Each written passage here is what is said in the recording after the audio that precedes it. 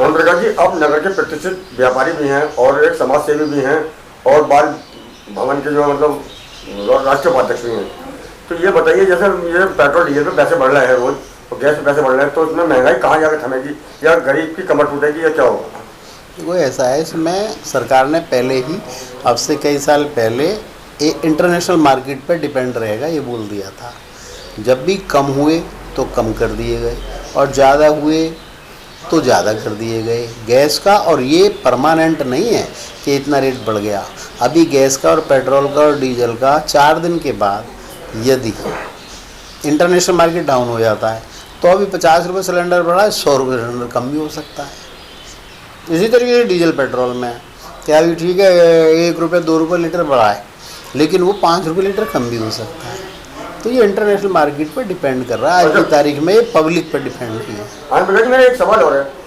आज 3 महीने होने को जा रहे हैं, किसान अपने जो है आंदोलन कर रहे हैं, सरकार सुन नहीं रही उनकी और सरकार ना ही उनकी वो कर रही।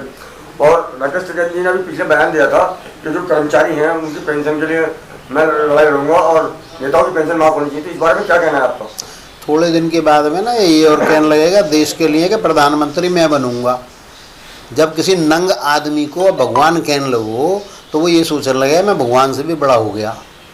ये किसान थोड़ी है।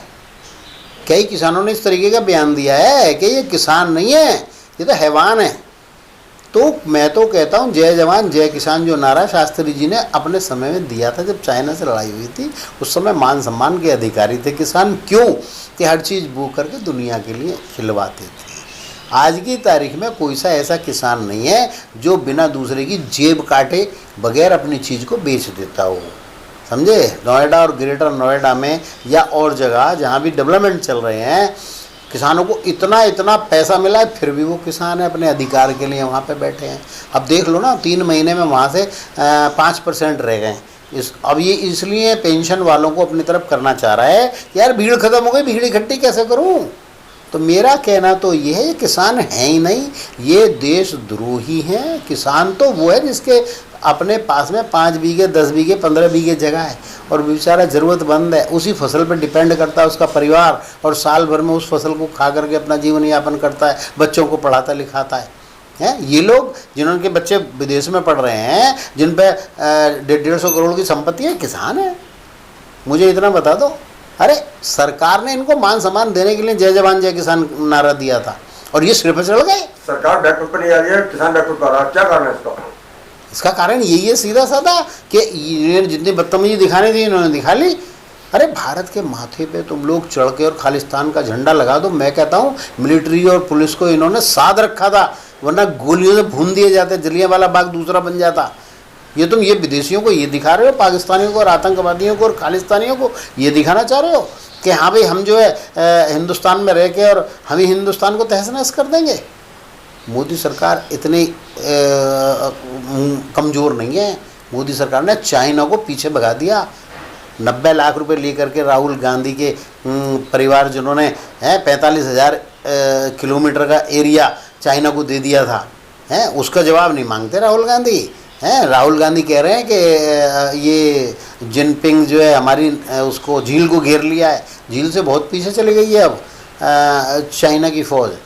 तो इसलिए जितनी स्वावलंबी आज भारत की फ़ौजें हैं, आप भारत के फ़ौज के हेडों से पूछ लीजिए पिछले 72 साल में इतनी स्वावलंबी नहीं हुई। तो मैं तो ये कहता हूँ कि जो चल रहा है बहुत अच्छा चल रहा है। जय जवान का केवल नारा होना चाहिए, जय जवान और जय हिंदुस्तान। जय जवान जय किसान का नारा बिल्कुल हटा देना चाहिए। इसलिए हटा देना चाहिए, किसान तो बचे ही नहीं, सारे अरबपति हो गए। जो बेचारे परेशान है किसान, उनकी हेल्प डायरेक्ट खाते में पैसे डलवा करके मोदी जी कर रहे हैं। और उसके बाद ये लांछन जिस तरीके के दिए जा रहे हैं, बहुत गलत है, बहुत गलत है।